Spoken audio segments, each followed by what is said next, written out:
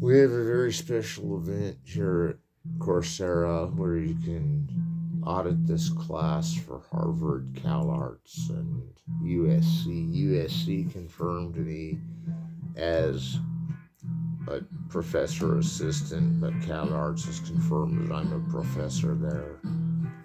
At Harvard, I'm sending this class as a professor, Dr. Sheley. I'm sending this to the Harvard Coursera so that they too can partake in film classes over there with top of the line understanding about the art and medium of cinema as an art form. This CD is interesting that we're listening to right now because it's a band called Shotgun Hoedown, and they're one of my favorite bands of all time. And I hope that the music doesn't totally overwhelm me, but in a way I kind of want the music to totally overwhelm me because Shotgun Hoedown totally overwhelms me, and everything about them is godlike to me, even in a Satan way, and I love the way they kick ass. And I don't understand why they can't just be like simple devil worshippers and do Texas Chainsaw Massacre to all their friends. But once I smoked pot with them, that brand of pot was the Texas Chainsaw Massacre. So let's move on to a very interesting subgenre of films, the suspense thriller horror. And we've got some suspense thriller horrors that are even so far as sci-fi. And the last three are sci-fi. And the first three we're going to discuss from the classical era to the modern is the suspense horror films that all started with the one I mentioned last time, and a time before that, the original Phantomas. Now you got to keep in mind that there's a metal band called Phantomas that plays really dark, heavy death metal, and if you don't like it, then you probably won't like Phantomas because the music matches the images perfectly, composed not only for that, but for other purposes of the Phantomas, making videos out of their clips that somehow mimic the shapeshifter that is the Phantomas legend. That there were two other documentaries by Fouillard I was thinking about today. One is Parasite and one is Barabbas. But I've only ever seen T-Men, Jude X, Les Vampires, and Phantomas. And all those consist of about 40 hours of film. That everybody's racing to see who's got the most footage of film. It would probably be Andy Warhol, because didn't he make a film that was 24 hours long and he invented the surveillance camera for the Empire State Building because he filmed it for so long? And I guess he has enough footage from all the stuff he just stopped and let the camera roll on that he may be one of the most prolific filmmakers too, but that he lost so many films or burned them or threw them underground or exploded them or whatever, I don't know. Everybody loves an explosion. That Phantomas is never the same villain twice, that there's this question mark on the back. That it's a Kino International disc, and this is really hard to get a hold of, and it looks vintage, like it's ripped up, but it's really just a poster. And if we kick it out of the shell, and I liked how we couldn't get Birth of a Nation out, so we couldn't even see the random documentaries about the Civil War and how when the South was chosen, the frickin' Klan would ride, and I was like, well, the Klan ain't riding to my town, man. But then my dad smacked me, so. Let's see. 2 audio commentaries by film historian David Calarts. 2 rare Fouillard films, The Nativity and The Dwarf. That movie, The Dwarf, by Louis Fouillard's really scary. I've seen it, man. Louis Fouillard was working at his Grand Guignol Best, 1913. This film comes out the same year as Judith of Bethulia, and it's 5 times longer. Phantomas is 5 hours long, and there's even an episode. Juve is the detective this time, not Durand. And this is before Les Vampires, the prequel. And this guy's an inquisitor. He's a master of disguises. He can become anybody. He can kill anyone. He can go in and out of walls. There's kind of a female in it. It's kind of like the precursor to film noir, that the cameras are nailed to the ground, even in Le Vampire, and taken at a wide-angle establishing shot of almost every shot that's full of trapdoors and switches and levers.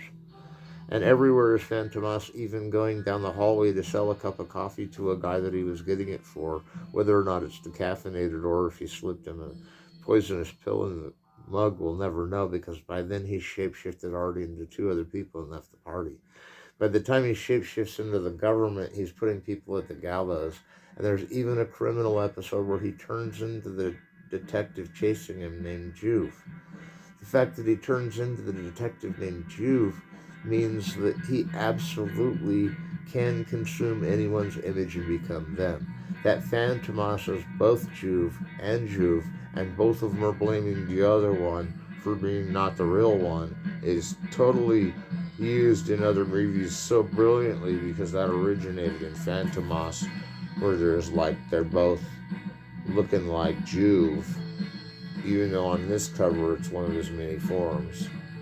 And they're looking like Juve in both pictures, and they're pointing at each other going, that's not me, I'm the real me. And they're saying like exactly the same thing, like they got some kind of duck soup mirror in there ahead of time. But that there's a lot of things about Fuyard I love more than any other director, not just his insanely long takes and his well-positioned focuses like Orson Welles, his key light, his fill light, the fact that there was a color dialogue with night as a bluish color mode and day as a whitish yellowish color mode, and everything in between is black and white. And I love how these films are restored, because the restoration process at Kino and all these other little vampires and all these films we've been talking about were meticulously restored to be in their golden glory of how they were meant to be seen. That Fantomas could go on forever about how it seems to be Mass of the Phantoms, or what comes after Fantomas, or is there more of a phantom to have, as in Mas, as in more? And so we come right to the next step after Phantomas, is you have to wait a few years. We're skipping ahead to 1921 from 1913 to the Phantomas 2, the Phantom Carriage. And actually, it's not Phantomas this time. It's not a villain mastermind that's taking down a city and getting everyone into the trouble because he wants to do what he wants to do in the Phantomas. The Phantom Carriage does have the word phantom like Phantomas has in it, but the Phantom Carriage actually is where the dream sequence from Wild Strawberries originates, where the Studebaker's coming down the lane in Germany, and then it stops, and then he gets out, and the clock bursts, and the light bursts, and some like weird like figure walks by, and some horse-drawn carriage keeps on going, and it's this whole dream he has in Wild Strawberries, but it originates from a dream in the Phantom Carriage. So it's a dream within a dream is a lot like Dreyer's Leaves of Satanic Books and Murnau's Faust, but in this one it's the Grim Reaper riding around taking people with him on the promised land to Hades in hell, where their souls will be tormented forever. But first he's got to find them as they're dying, and he goes underwater in this beautiful carriage ghost scene where the ghost Phantom Carriage, which is already translucent and see-through because of a digital effect that they had perfected, and this is from Sweden again, and this is a lot of effects, and a lot of this is a throwback originally stylistic to Ingvar Holm. And you really get a sense that Victor Seastrom, when he's directing this movie, really puts what Ingmar Bergman would do later with his films, like we have mentioned, Wild Strawberries. But the Grim Reaper is also in Seventh Seal, and that there's all kinds of biblical references in this film is no accident, because they're on a one-way trail to hell, and he's got to pick everybody up, and there's a last-minute rescue. But I won't tell you what happens, except that Victor Seastrom perfects the style of Swedish cinema to the point of another movie that I've got to talk about called Hexen, which is a witch film. It's witchcraft through the ages. I actually gave it to my sacred witch Tara, and she's taking care of all the tarots that come from the magic spells of learning the spells from witchcraft through the ages, Hexen, which just means witch in Dutch. Speaking of which, this is a movie that's going to rock your world. And I know we talked about Clockwork Orange and how offensive it was. This is about 10 times more offensive. Because actually in this one, Janet Leigh, if you hadn't seen it, Janet Leigh's like splitting town with some money for like 40 straight minutes. And then next thing you know, she stops at a hotel. Maybe even starts to decide she's taking the money back. Pardon me, I was smoking. Smoker cough. So they were in the Janet Leigh, the character she's playing in the movie, is like practically naked at the beginning of the movie with her husband, and they're, just her boyfriend, and they just got done making love, and the titles are going in every direction, and Bernard Herrmann's watching these slide rolls of whites and blacks and title crushes. And if you see this movie in the theater and hear the Bernard Herrmann score in the theater to orchestral sound, it's a lot scarier that way. It's a lot scarier that way. So, like, you think about Psycho's title design, where the lines go back and forth and they shake the very foundation of the letters back and forth, and then you see the diciness of it all at the beginning. But the first 40 minutes of Janet Leigh's character splitting town with money and getting lost on the trail, and then getting into a rainstorm, and then stopping at the Bates Hotel, which totally has a complete vacancy. And then you introduce Anthony Perkins, and this is Alfred Hitchcock, by the way, and this is Hitchcock coming off of North by Northwest, and everybody knows that was one of his biggest spending movies. He went out of pocket on it. He spent a lot of money on North by Northwest, and he didn't have to scale back because North by Northwest tripled its cost in make. Hitchcock was always good at the box office, but this was like almost Blair Witch of him to say, we're going to take like the budget of one of the Alfred Hitchcock Presents and make a really off-kilter movie that you could never show on Alfred Hitchcock Presents, and that was going to be Hitchcock's little nudge that he can get away with more by making movies than most people can get away with on TV. And anyway, I would say that The Psycho is an important movie in the sense that it was the most written about horror film. It's the beginning of modern horror, says Robin Wood. That Alfred Hitchcock used a small budget to film a black and white movie was interesting because North by Northwest was Technicolor and widescreen. Psycho is actually widescreen, but it's black and white. Like the movie HUD with Paul Newman, it's in the 60s, it's black and white, but there's still a widescreen. And Psycho's amazing because it sets up this whole dialogue with her, and then finally she goes to bed with it on her mind that she's going to return the money. Janet Leigh's character is going to return the money to her boss, go to jail for as long as it takes to pay the ticket, and go look for another job and start her life over. Besides, she's got a cool boyfriend, and the dude at the hotel just totally talked her into getting a good night's sleep in a shower. So as she's taking a shower, she gets stabbed to death, and I'm not going to tell you what happens in the rest of the movie because now I'm no longer allowed to be in any theater that's playing Psycho. I'm surprised this disc didn't explode for me, giving away the ending. And in fact, there was a Dungeon Master episode I was directing, and I came across that ending of her getting stabbed. And that's where the movie ends for me because I always pass out from PTSD and into a coma when I see the slasher genre invented in one fell swoop. And then I'm giving it all away means that Hitchcock himself would kick me out of the theater if I had ever seen it before and given away the ending. And that is not the ending. There's a chain pulled on a car as Norman Bates fades to skull, and that he's his skeleton mom and she's him. And that a couple more people are going down in this mess. But even the churchyard will tell you that the ending is near, and the money never gets returned. And you think back to the film having very little to do with karma, because had she returned the money, she'd have really had to return the money. Sorry, I got an Alfred Hitchcock impression. I was going on and drolling with it.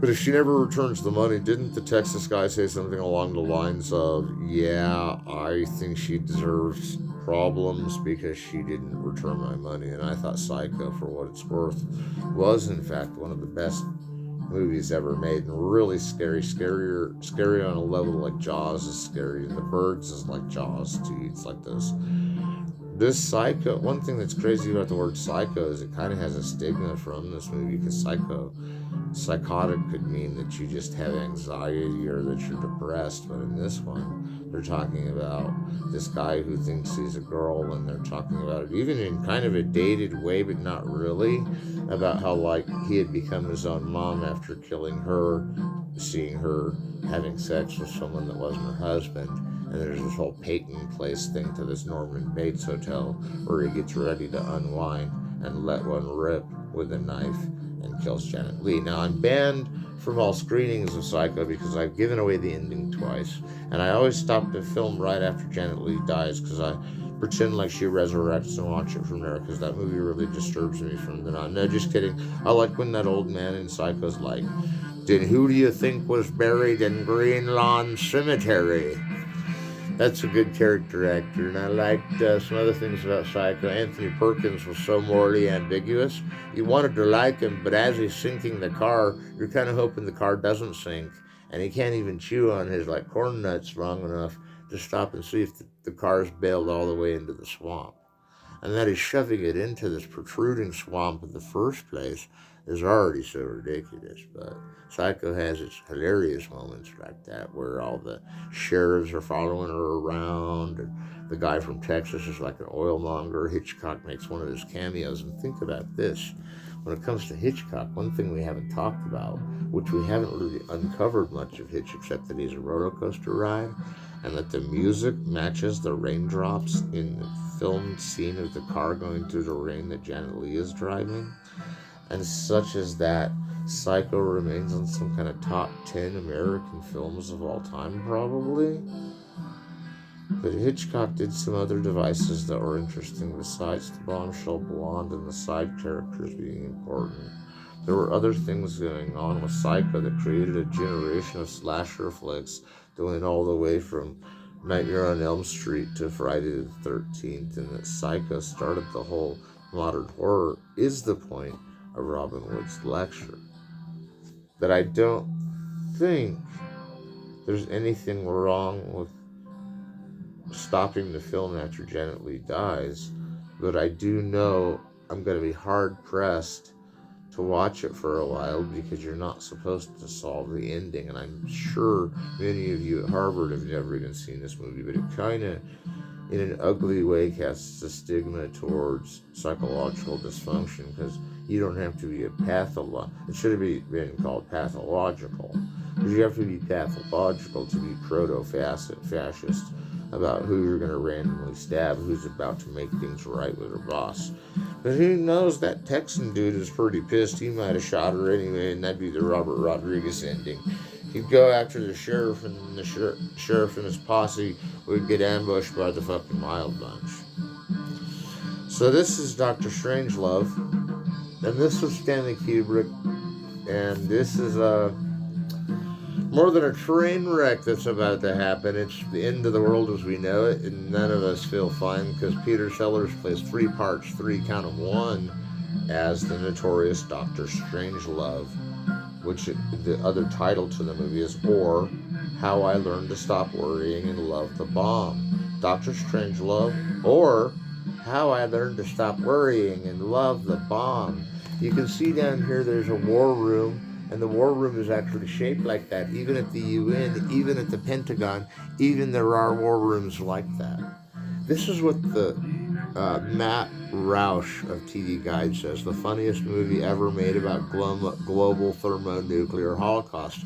And it really is about that. And one thing that always bothered me about this film, and we're going to use it for many examples, one thing that bothered me about it is at the end of the film, you literally, and I'm going to spoil it right away, so you got to take in this class, you got to know that the world comes to an end when the doomsday machine finally goes off. And right after Dr. Strangelove's getting out of his wheelchair, which is like this German scientist that's wheelchair bound, and he's sitting in his wheelchair and he's making these weird moves, and he keeps falling out and he keeps undoing his arms, and he gets up and walks around, and then the world ends. Well, when the world ends, the music's perfect because it's counterpoint. It's like, we'll meet again, don't know where, don't know when. And this whole movie becomes a comedy, and then there's these other movies coming out like Failsafe that couldn't be comedies, but Peter Sellers was off of Lolita for Kubrick. I didn't prefer Lolita, don't talk much about it, but at the same time that Peter Sellers gave a stellar performance with Stanley Kubrick is absolutely true. That Peter Sellers plays also the guy that's hanging out at Sterling Hayden's desk, and that's Peter Sellers number 2, who's like a military man that tries to help Sterling Holloway realize that he can get his mojo back, but they're all afraid that they're fried out on fluorine. They're afraid that they're fried out on chlorine or something. I don't know. But I love Dr. Strangelove because then, like, there's another Peter Sellers in it, and that's the president, and he's in the same war room as Dr. Strangelove, only he plays a president that's like, this time he's bald, but it's still Peter Sellers. And what happens is this guy at this base triggers a bomb to go off in Russia, and they can't detect all the planes. They're recalling all the planes that were going to drop the bomb on Russia right at the moment that the president, Dmitry, the Russian guy Dmitry, and the president, who's played by Peter Sellers, get on the phone and discuss how they can't find all their planes. One of them didn't get shot down by their men, and they're carrying a payload of missiles that'll drop nuclear bombs onto the ground. And so they're saying all this, and it's really building up in this funny way, and that the music is totally counter to it, and that, like, everything about shutting down the base and the AWOL nature of the army shooting at itself was Apocalypse Now, or Paths of Glory, or even Full Metal Jacket, which we will talk about Full Metal Jacket before this series ends. Not tonight, but we've all got to get through this masterclass, and we're just hanging on when we're hanging on. We got 7 more hours after this quest through these movies, and we will have seen so much of the world. viewed, right? So Doctor Strangelove, let me get back to it. So there's this airplane, and Slim Pickens is basically piloting it, and James Earl Jones is in this airplane, and it's this airplane that didn't get shot down by a Russian satellite when the President of the United States called Russia to coordinate his planes and shoot them down if they're not recalled. And one plane gets by the radar because they break radar. They hit a mountaintop and they break radar. And then they get so close to Moscow or something that they drop a nuke. Now, in the war room, everybody's freaking out. And like I said, Peter Sellers gets out of his chair and says, "Mein Führer, I can walk." And there's a spoiler alert. But the thing is, Mein Führer, I can walk is like he's always been reading from like Mein Kampf or something. I don't know. But either way, he's totally Jewish and bugged out about Hitler somehow. Then I can respect that, because Kubrick never was really one for trifles. He was kind of a reckless abandonment of film. Now, that they had shown these nuclear bombs going off at the end when the Doomsday Machine is triggered, because Russia said as soon as a bomb hits them, their Doomsday Machine goes off and destroys the world, and no one's left, because if they bombed Russia at all, the whole world's going to die. Now that they don't have those Doomsday Machines, I'm not so sure that they don't. But all these nuclear bombs are blowing up in this like oceanic wave, and I'm thinking, man, that's got to be bad for the environment. Wherever they're blowing up those nuclear bombs, they've got to be bad for the environment. And if you're seeing them all blow up, you know they're not blowing up just on Kubrick's invention, although he has done strange things with budgets and going to outer space and shit before and after this. But I don't think that Kubrick was trying to, after a while, do anything but a comedy, and that Slim Pickens rides the missile into the target of the town and blows it up. And then as Dr. Strangelove starts talking about with George C. Scott, who I didn't mention, George C. Scott's in this, and he's the military leader of America who wants 10 girls for every guy, and the guys would have to be chosen for their virility and fertility. It's really funny movie. Like, there's this one part where they show the guys in the plane and they haven't dropped the payload yet, or Slim Pickens hasn't ridden the missile off the plane into the ground. They're still talking, and they're passing around these boxes, and they're like survival kits. And Slim Pickens is like, "Well, you got your dice, you got your napkins, you got your condiments, you got your condoms, you got your playing cards, and you got 6 rubles in money and 5 American US dollars. Shoot, you could have a pretty good trip in Vegas with them kind of odds. That's not the exact quote, but like I'm trying to just get behind like the atmosphere of this film. It's total into the world, and everybody's zombied out on like how they can be more like a futuristic sci-fi version of themselves, because this movie really is like a horror sci-fi, but this time total comedy, not to be taken seriously. None of it is. But at the same time, sometimes dictatorships and missile crisis and things like that seem a lot like this. And I know, like pretty much 100% of all his films, Kubrick did ban this one also from theaters. Kubrick thought that he made some good films, okay? He knew 2001 was pretty good. He knew Clockwork Orange needed some help, but was alright. Full Metal Jacket, I think he did a perfect job on, but there's other ones that he's hung his hat, like Clockwork Orange. Not like Barry Lyndon, though, which might be his only flawless, most of all flawless movies. But Dr. Strangelove has the thing going on with Kubrick where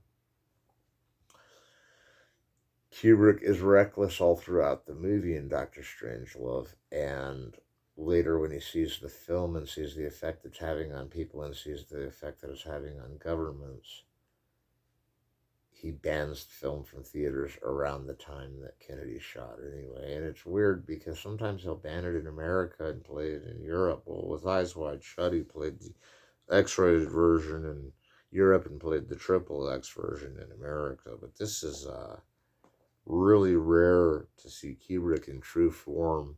This was after the debacle that we talked about, which is Lolita. And really, I just didn't like the idea of Lolita. It was like James Mason sweating over this girl just didn't get me going. But maybe as some kind of a satire on how people really are. But that's not how I am, and I don't really. But I like how Kubrick pushes the envelope with Lolita. I can't deny that he doesn't push the envelope and take the Shelley winners. Gets cuckolded and killed mythology to the next level is good. The Doctor Strangelove has so much more going for it, and at the top building you see that it says George C. Scott. George C. Scott is jumping around the room, telling them what they should do now that it's an end of the world scenario. These guys fly their plane in low. Slim Pickens goes off the missile. The guys at the original base are all pretty much dead and can't put in the code. The recall code gets put in. And right as they're talking in the war room about how one plane got through and the missile dropped, about 15 minutes to the timer, even though the Russian is seen taking a photograph about halfway through the time. Right at the end of the film in the war room, Dr. Strangelove gets out of his wheelchair, which he's riding around on, getting his hand stuck in the spoke. And Dr. Strangelove gets up and walks and the world ends. And then you see all these bombs being tested, and you're like, well, if they're testing bombs, how did they test bombs for Dr. Strangelove if Dr. Strangelove filmed the end of the world? Now, there's an important lesson we learned from Dr. Strangelove. Whether it was deserving to be taken out of theater like Kubrick did with all of his films from Killer's Kiss to The Killing to Spartacus, and I missed Paths of Glory, and every film he did except for like The Shining and Eyes Wide Shut and 2001: A Space Odyssey, and Barry Lyndon, he literally banned all the rest of his films, including Fear and Desire, from the theater. He might have even banned Full Metal Jacket, and really, none of us disliked Full Metal Jacket when we were kids in the 80s. We just had heard war was way worse. And I know soldiers aren't supposed to give away their like details about whether they're going to war is worse than the movie, and we've always felt that movies that show the war and its worst sometimes help us to realize why it's good to fight the battle. But Dr. Strangelove is, to say the least, more of like a great dictator gone wild. It's like this time, instead of Chaplin pretending to be Hitler, Dr. Strangelove himself is bringing back the Reich little at a time, and the world ends anyway, and it's like, well, everything we just saw was futile. And we always have to check after Dr. Strangelove to make sure nuclear bombs aren't going off in our neighborhood. Now, one thing that I don't understand about this is, well, if it wasn't banned from theaters when it first came out, note, like all of other Kubrick's films that were banned, which is all of them except those four that I listed. But the Kubrick ban on Doctor Strangelove wouldn't have prevented someone, and then later it coming out on DVD when Kubrick's still alive. Towards the end of his life, he sees the master of these discs come out, and this is a Blu-ray, and I like this one. It's got the booklet attached to it. It's a Blu-ray of Doctor Strangelove. It's a really beautiful disc. It was really expensive. I mean, these are like, this one was like from Borders, I think, and it was really, really pricey, but it's the 45th anniversary special edition. The movie came out in 1963. There's a bunch of special features on it, like bestsellers or Peter Sellers and Doctor Strangelove and all these things that talk about Peter Sellers' career. And Peter Sellers would go on with Blake Edwards to do the Pink Panther. But you got to want really good roles in the Pink Panther movies, and I think that we've got to remember that Doctor Strangelove, though it is all a comedy and everything, whether it was banned from the theater, does not admit to be something that's copycat crimeable, even though it was taken out of theaters because governments were adapting this attitude with things like the Bay of Pigs and the assassination of JFK. And Kubrick felt his movie, although satirical, was too concretely disillusioned with American institutions, which really Kubrick's doing his usual thing and playing up the hyperbole of these characters so they can be like what Johnny Depp's got to model his next performance after in this next movie or whatever, because it's this whole theater of comic acting school that Peter Sellers really brings to the screen. And if there's one thing that redeems Lolita, it's that Peter Sellers plays Humbert. He's good in it. In this one, I don't really think, I think it proves that copycat crimes aren't real. And this is my get real theory that I've been trying to get to. Copycat crimes are where you see it in a movie and you do it in real life because you're a pathological proto-fascist. But if you saw something in a movie like a guy hitting up zombies with a lawnmower, that's one thing. But you're watching people in here that end up getting the world blown up, and it would have been anyway because nobody told them about the Doomsday Machine, and they couldn't find the plane that broke radar and flew under the radar and dropped the bomb. So that the bomb goes off at the end. I'm still here. Are you still here? Did you get through my stoned part of my lecture where I wasn't talking about much? Well, I'm just asking you that because Dr. Strangelove, though it goes out with a bang, the world didn't actually end like it said it would in Dr. Strangelove. So if I was Kubrick, I'd be all, fuck for all, give me all my credit, put all the movies back out there. Audiences today have movies that are 10 times crazier. Cloud Atlas made me need to watch Intolerance to see how 12 stories are edited into 4 instead of the other way around. That Doctor Strangelove has Peter Sellers in 3 parts is already so cosmonautical. It's all leading up to 2001: A Space Odyssey, which we will get to in the sci-fi section. But do you really think someone would enter a code because they had too much fluoride and it was making them impotent, so they entered a code into a machine to send all the planes in America on an emergency drop a missile on Russia? And all of them get called back at the last minute, and George C. Scott and the president are coinciding with the Russian president, and next thing you know, the plane gets by, drops the bomb, and the world blows up. And the reason I keep repeating this is because that's the fastest way to view it, but that there's this whole march music playing as the plane is flying closer and closer towards dropping payload. And I'm like still here, and the movie's over, and We'll Meet Again, Don't Know Where, Don't Know When is playing in a similar way that Goodbye My Darling Hello Vietnam is playing at the beginning of Full Metal Jacket. And I just think that Dr. Strangelove is a testament to great cinema. The only film in the 60s that even rivals Dr. Strangelove besides Psycho in many ways is the Beatles film Hard Day's Night. And I do want to go over Hard Day's Night, but not tonight. Tonight, we come to our last 10 minutes and so. I'm choosing this for next time, and we'll go right ahead to see what the next step from Dr. Strangelove is, and that's an even less copycat crime available to you is Naked Lunch. Now, what you got to understand about the book to Naked Lunch is that William S. Burroughs was kind of a beat poet, but he wrote Stream of Conscious. But most Stream of Consciousness bailed into this world of hell since they'd lived through a century of hell since wars and rumors of wars had taken place. Now, that Cronenberg is one of the greatest directors of all time and is like Hitchcock is the reason I included it in this batch of movies.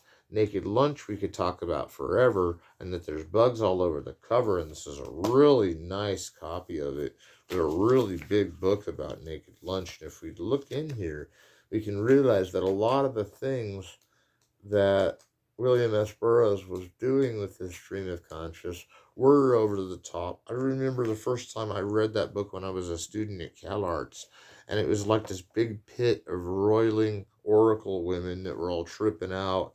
And then all next thing you know, there's bugs coming out of people's mouths, and there's aliens landing everywhere, and then there's these weird alien orgies. And after all the weird alien orgies, that you kind of picture them like they look like this, like the weird flesh opoids or whatever they are appear like that, and that's what the Naked Lunch book is doing. And the weird thing is as long as I've owned this, I've never seen these Cronenberg additions to it. It's like the Criterion slipped me in this one, and now I'm looking at these grotesque sites that Cronenberg is making me look at, but he's setting it up so solid before he breaks it down that all of his films become these suspense thriller horrors. And that's what we're dealing with, this suspense thriller horror. I think Doctor Strangelove's a suspense thriller horror comedy. Psycho, we know, is a suspense thriller horror. Phantom Carriage, the way that carriage goes around and picks up ghosts and everything. And Phantom Moss, the way he shapeshifts. We know these movies are on the dark side, but that William S. Burroughs got taken to court for decency laws while writing the book to Naked Lunch. And David Cronenberg is Canadian, so he can get as fucked up and repugnant as he wants because nobody gets in his way, nobody tells him what to do, but that he runs a really calm set. Maybe not that he meditates to 1950s music like David Lynch, which causes the scene to happen. But David Cronenberg, Lynn Redgrave once said at USC that David Cronenberg really lives up to the Hitchcockian quiet set, that it's run so smoothly, that it's operationally handled well, doesn't change the fact that it's some of the most disturbing cinema in the history of cinema. Dead Ringers, In Butterfly. I mean, these are wild movies that take you on the ride.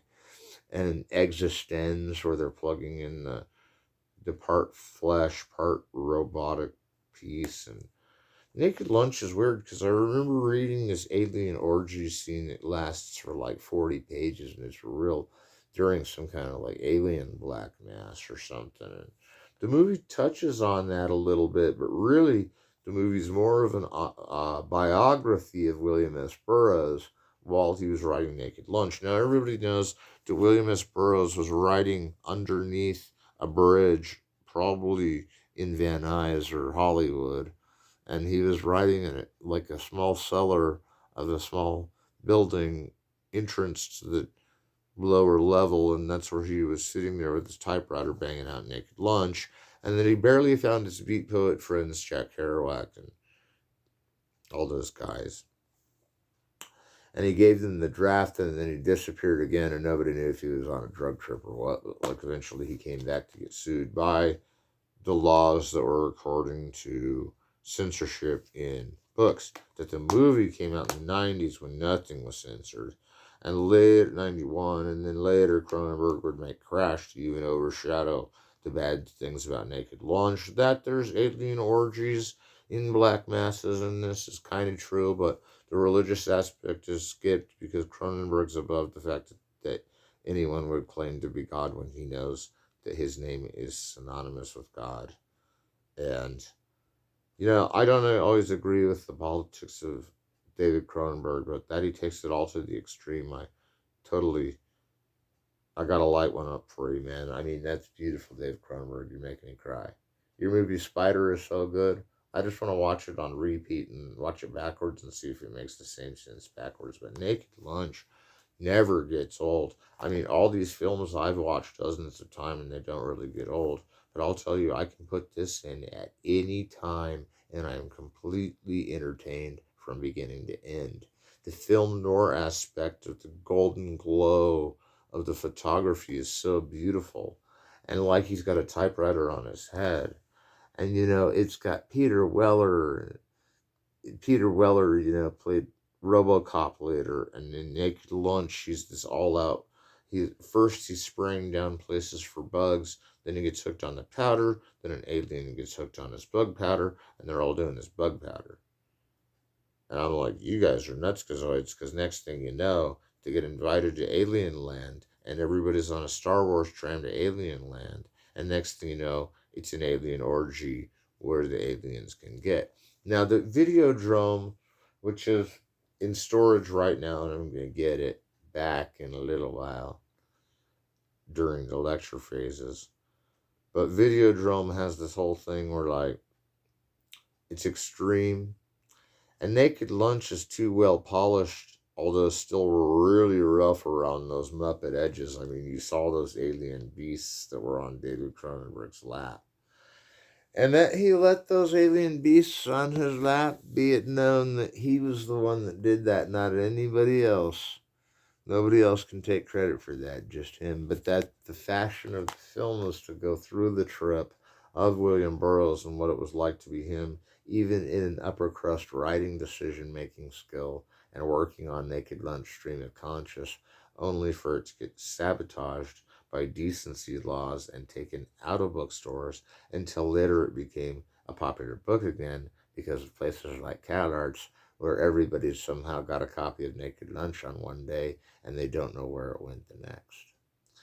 But I don't know if, in fact, the movie isn't an exact replica of the Stream of Conscious added with the bioinformation of William S. Burroughs, because I've heard there are theories on that even go as far as PhDs to dig that out.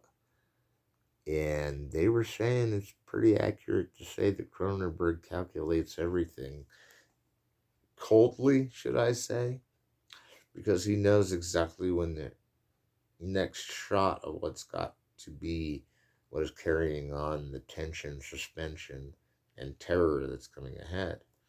And that Cronenberg made Rabid and Shivers. He made The Brood, which was the only one Leonard Maltin didn't really like for sure.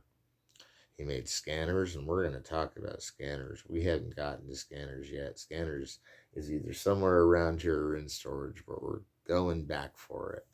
And that's Cronenberg. I mean, he gets up to the In Butterfly after Naked Lunch. That he did the one with Jeremy Irons and his brother, Dead Ringers. We've talked about a lot of David Cronenberg's movies. Crash, not to be confused with the racially tension Crash that seems to be kind of a teenager version of what they think LA politics are really like. Not that I'm saying any of those guys are sellouts, because they're not.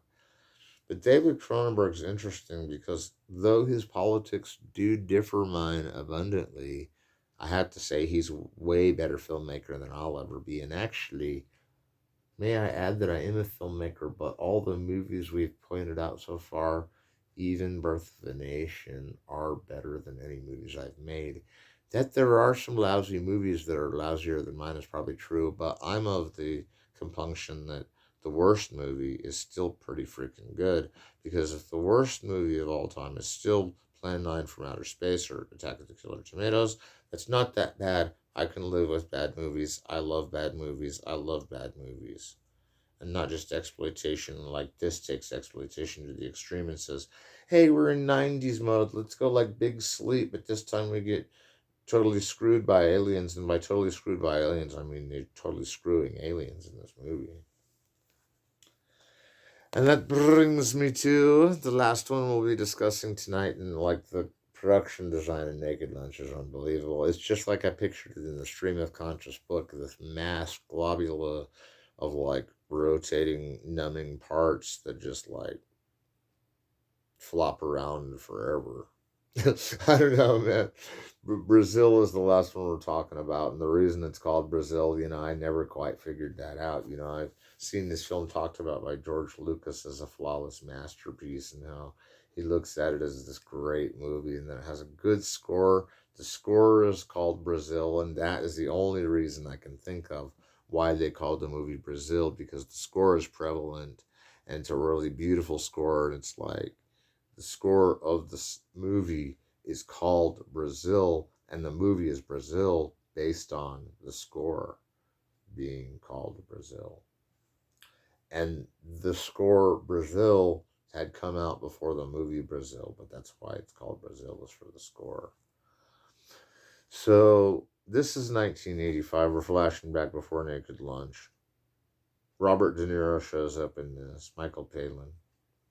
We've discussed a little bit about Brazil, but one thing we forget is that, like, Sam Lowry played by none other than Jonathan Pryce.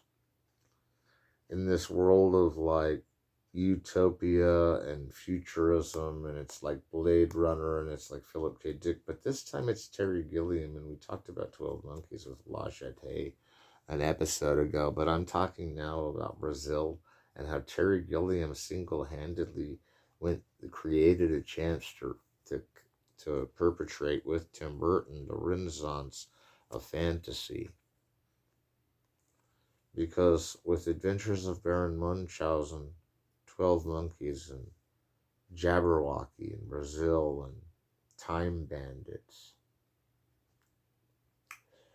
all of these movies had resonance in Terry Gilliam, even the Zero Theorem and the Dr. Parnassus, Heath Ledger's actual last movie. And even in Lost in La Mancha, you see the genius of Gilliam. And one time, I was telling a friend that Fear and Loathing in Las Vegas was one of the best movies ever. And they're like, well, you don't know anything about that movie. That's a movie you don't know about. So maybe I don't, but I've seen it I've seen Fear and Loathing in Las Vegas like 25 times. It's the only Gilliam film that I've seen more than Brazil, which is about 22 times. And if I see films by Gilliam more than Brazil, that's one thing. That it's Fear and Loathing, and I was accused of not being a fan when I had published an article in Entertainment Today. Sometimes that happens, but I was like, hey, I don't know what's going on in the movie either, so that's what I'm going to write about, is how I don't really know what's going on, but it's such a beautiful fantasy world that I can't take my eyes off the expressionism of every time Sam Lowry changes into a samurai and flies around looking for his woman, who is this woman he barely meets and then projects onto his ideal woman, and that's the one he meets at the factory where he works in paperwork, and he has to keep changing jobs to get a promotion, to get suckered in, to go to a party and meet the girl of his dreams. And right when he meets the girl of his dreams, like the 1984 thought crimist, the only thing wrong with this film is it gets so stuffy. There's houses being lifted off by airplanes and helicopters to some other place where the house can go, and there's bombs going off everywhere all the time. There's terrorists everywhere.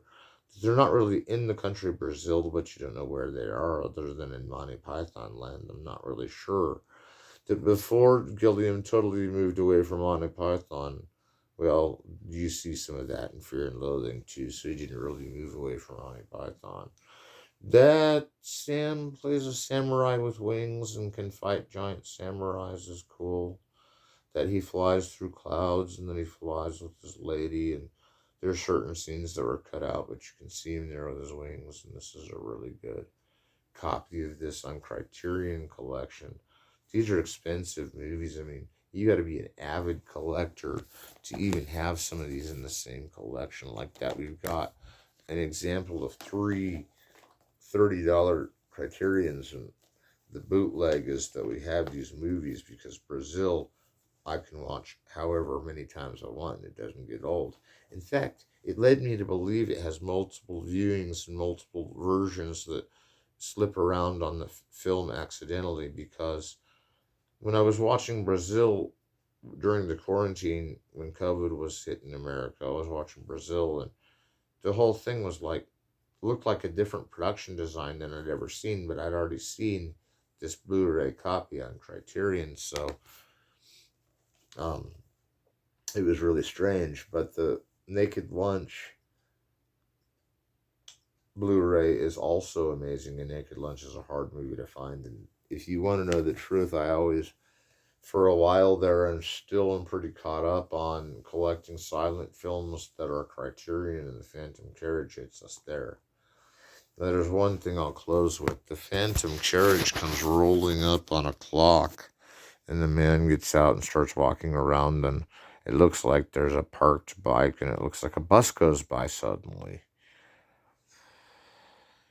And I hate to say it, but the Phantom Carriage runs into the lamppost, and the clock tower, well, this isn't the clock tower from Back to the Future, but the clock tower has a bunch of random numbers on it that aren't even Swedish, where Victor Seastrom's from, the director of Also the Wind with Lillian Gish, which is even more of a hurricane than Wizard of Oz, where they got the special effects for it.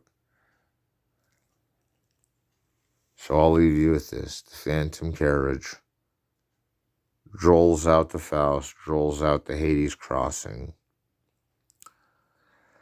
And the whole time we're experiencing these things that are happening at the hour of their death, and that the clock wound all crazy and went bootleg off, and that they ran into the lamp with the cart.